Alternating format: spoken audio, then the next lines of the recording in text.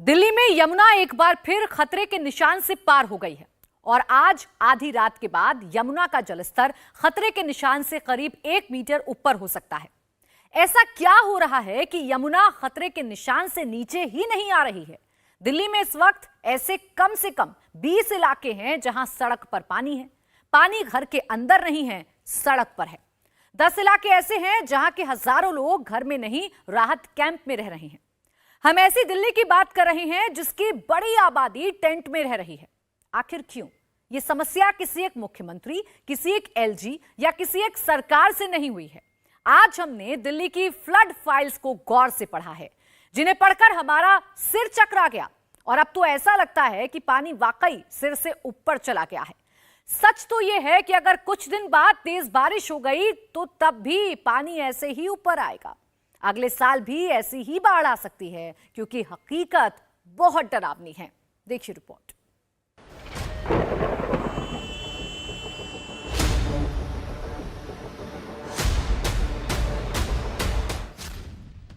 क्या 47 साल पुराने ड्रेनेज सिस्टम की वजह से डूबी दिल्ली? देश की राजधानी के नाले ठीक नहीं हैं, इसीलिए डूबी दिल्ली। 1976 के ड्रेनेज सिस्टम पर क्यों चल रही है देश की राजधानी? बाढ़ के 170 घंटों बाद भी क्यों नहीं उतर पा रहा है पानी?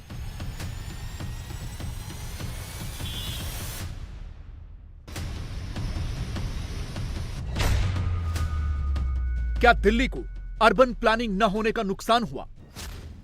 क्या ड्रेनेज मास्टर प्लान नहीं होने से दिल्ली को डूबना पड़ा? क्या 2026 तक दिल्ली में ऐसे ही बाढ़ आती रहेगी? बाढ़ में दिल्ली डूब गई। बाढ़ में मथुरा भी डूब गया। आगरा में ताजमहल के किनारे पानी आ गया।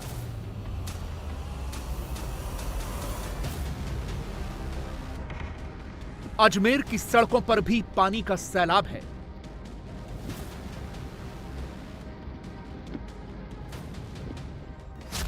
पर सवाल है कि आखिर क्यों डूब रहे हैं भारत के शहर? हर बरसात में शहरों में बाढ़ जैसे हालात क्यों होते हैं? यह प्राकृतिक आपदा है या अर्बन प्लानिंग फेल हो गई है? आपको यह किसी गंभीर चर्चा के सवाल लग सकते हैं, लेकिन हकीकत यह है कि यह देश के हर शहर की जरूरत के सवाल हैं। कोई शहर ऐसा नहीं है जहां बाढ़ जैसे हालात न हुए हों। हर बरसात में शहरों की पोल तो अक्सर खुल ही जाती है, लेकिन बाढ़ जैसे हालात में इन शहरों की अर्बन प्लानिंग पूरी तरह से एक्सपोज हो जाती है, जैसा कि इस बार दिल्ली के साथ हुआ है। दिल्ली देश की राजधानी है, जिसे दूसरे शहरों के लिए एक आदर्श होना चाहिए था, लेकिन शायद आप में से बहुत कम लोग जानते होंगे कि ड्रेनेज के लिए जो प्लान 1976 में बनाया गया था वो आज भी जारी है, जबकि इसे महज 20 सालों के लिए तैयार किया गया था। तब यानी 1976 में दिल्ली की आबादी सिर्फ 25 लाख हुआ करती थी, जबकि अभी दिल्ली में 2 करोड़ से ज्यादा लोग रहते हैं। अब सोचिए कि उस वक्त बनाया गया मास्टर प्लान आज कैसे कारगर हो सकता है। यानी दिल्ली में नालों का मास्टर प्लान जो सिर्फ 20 साल के लिए बना था, वो आज 47 साल बाद भी लागू है। इन 47 सालों में देश में बहुत कुछ बदल चुका है। पिछले 47 वर्षों में देश ने 13 प्रधानमंत्री देखे हैं, 11 राष्ट्रपति देखे हैं। इन 47 सालों में डॉलर 8 रुपए 96 पैसे से बढ़कर 82 रुपए 6 पैसे का हो गया है। 10 ग्राम सोना 432 रुपए से बढ़कर 60,810 रुपए का हो गया है। लेकिन दिल्ली का ड्रेनेज सिस्टम नहीं बदल पाया।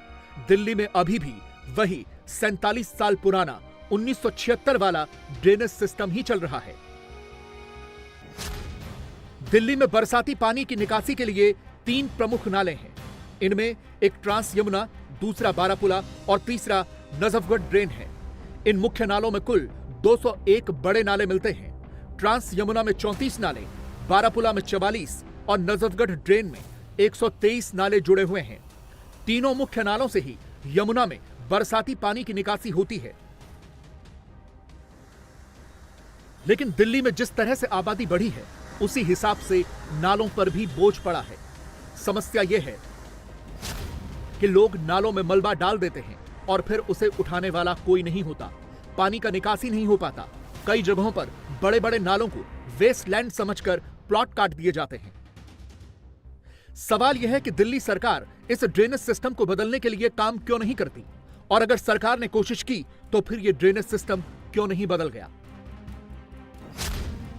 2009 में दिल्ली में ड्रेनेज सिस्टम बदलने की बात होनी शुरू हुई तो 2011 में आईआईटी दिल्ली को एक नया मास्टर प्लान बनाने के लिए चुना गया। आईआईटी दिल्ली ने पूरी रिसर्च के बाद अपनी रिपोर्ट 2018 में सरकार को सौंपी। इसके बाद दिल्ली सरकार ने 2019 में उसका कुछ हिस्सा लागू भी किया, लेकिन इसके बाद कोविड महामारी आ गई। रिपोर्ट पूरी तरह से लागू नहीं हो पाई।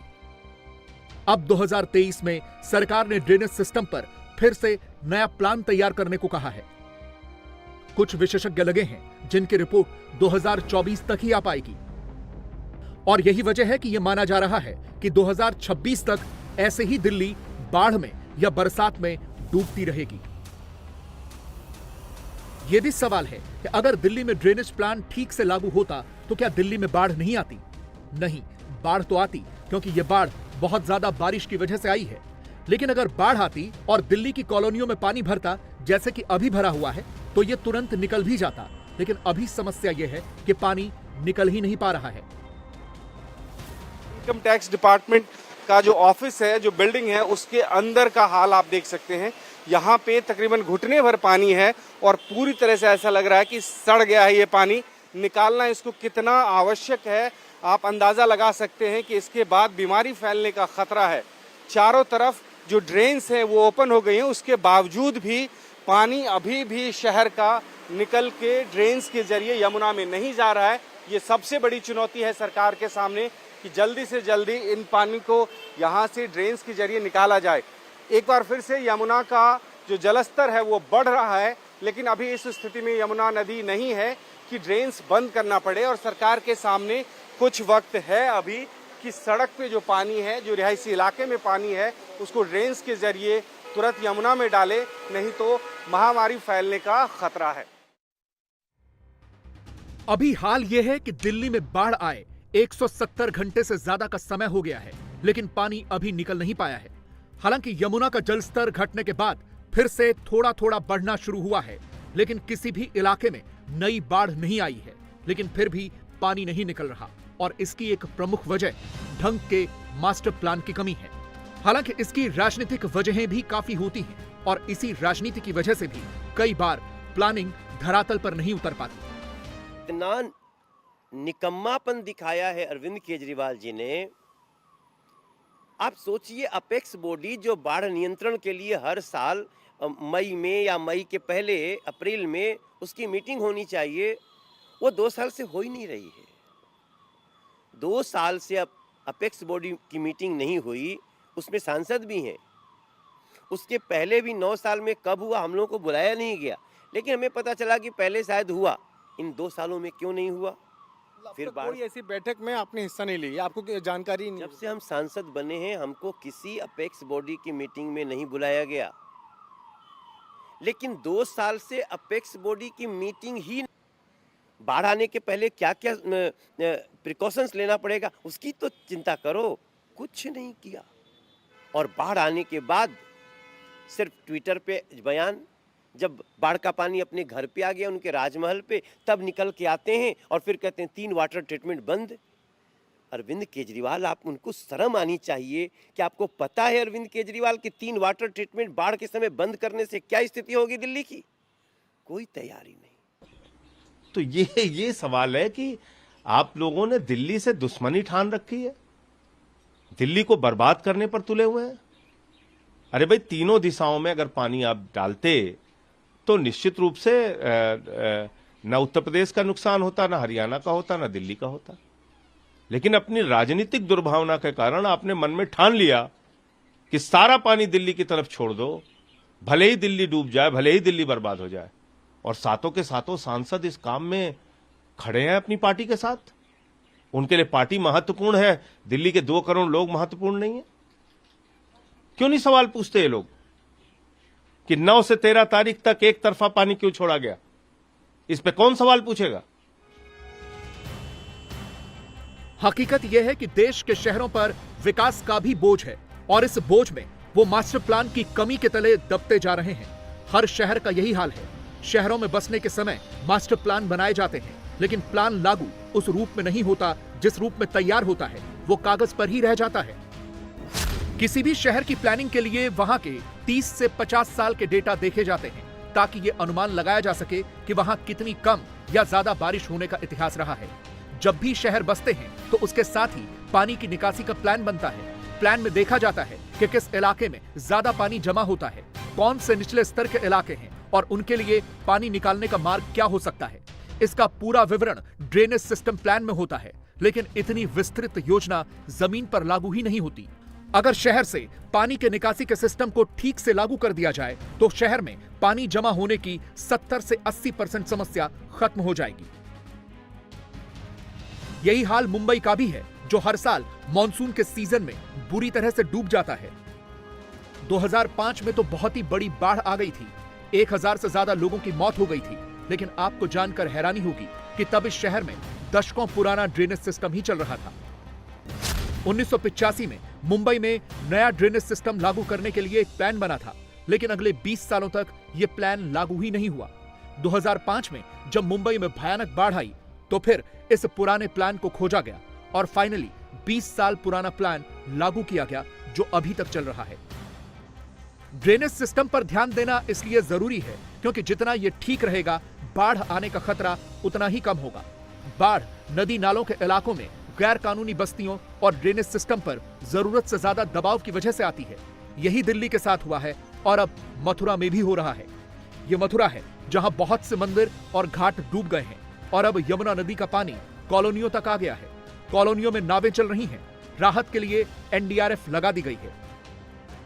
हम इस समय मथुरा की जयसिंहपुरा खादर कॉलोनी के अंदर हैं और यहाँ के आप हालात देखिए। जहाँ पर मोटरसाइकिल चलती थी, गाड़ियां चलती थी, उस कॉलोनी के अंदर अब यहाँ पर बोट्स चल रही हैं। आप देख सकते हैं कि इतना पानी इस कॉलोनी के अंदर है। ये पूरी कॉलोनी जो है वो तालाब बन चुकी है। 7 से 8 फीट तक पानी इस कॉलोनी के अंदर मौजूद है। एनडीआरएफ को यहाँ पर बुलाना पड़ा। आप देख सकते हैं एनडीआरएफ की टीम जो है वो यहाँ पे मौजूद है। लोगों को पहले बोट से लेकर बाहर लेकर आया जाएगा, फिर ट्रैक्टर से उनको लेकर इस कॉलोनी से बाहर छोड़ा जा रहा है। तो हालात का अंदाजा आप लगा सकते हैं। जिस तरीके से मथुरा में बाढ़ आई है, जो निचले इलाके हैं वो पूरे तरीके से पानी में डूब चुके हैं और यहाँ पूरी कॉलोनी देखिए, जहां तक आपकी नजर जाएगी पानी ही पानी है। अंदर ट्रैक्टर नहीं जा पा रहे हैं, इतना पानी है। और सामने भी आप देखेंगे लोगों के छाती तक पानी यहाँ पर पहुंच चुका है। कितना पानी भर गया है घर में? बहुत भरा हुआ है, काफी पानी भरा हुआ है इसके अंदर। छाती तक पानी यहाँ पर बताया जा रहा है। घर के हालात देखिए, यहाँ पर पानी और ज्यादा बढ़ता जा रहा है। जैसे जैसे हम आगे बढ़ रहे हैं पानी जो है वो और ज्यादा बढ़ता जा रहा है। एनडीआरएफ की टीम जो है वो आप देख सकते हैं यहाँ पर अभी पहुंची है। लगातार रेस्क्यू ऑपरेशन एनडीआरएफ की तरफ से किया जा रहा है और जहां भी इस तरीके की विपदा आती है, एनडीआरएफ हमेशा देखने को मिलती है कि किस तरीके से काम करती है। और यहाँ पर आप देखिए कि एनडीआरएफ की टीम आगे जो और गहरा पानी है उस तरफ बढ़ रही है। ये देखा जा रहा है कि कुछ लोग तो अगर फंसे हुए हैं तो उनको यहाँ से निकाला जाए। यही हालात आगरा में भी हो चुके हैं। 45 साल में पहली बार यमुना का पानी ताजमहल की बाउंड्री तक पहुंच गया है।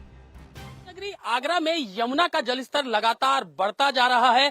आगरा की अगर बात करें तो यहाँ पर यमुना का वाटर लेवल 497 फीट से भी ऊपर जा चुका है।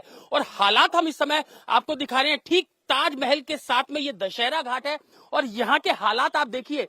पहली बार 45 साल के बाद पहली बार इस ताजमहल की बाउंड्री को जो दशहरा घाट से मिलती है उसको यमुना नदी ने छू लिया है। और आप देख सकते हैं ताज की जो पूरी बाउंड्री है, जो बाउंड्री वॉल है, उसमें इस समय यमुना नदी वहां तक पहुंच चुकी है। विकराल रूप यहां पर यमुना नदी ने लिया हुआ है। और यहां पर आप हालात देखिए, जो यमुना नदी काफी दूर तक यहां पर होती थी जो बाउंड्री वाले ताजमहल की, लेकिन अब इस पानी ने, यमुना के जलस्तर ने, बढ़ते हुए जलस्तर ने अब ताजमहल की दीवार को भी छू लिया है। इंडिया टीवी हर वक्त हर जगह डाउनलोड करने के लिए सर्च करें India TV news Google play store या ऐप स्टोर पर।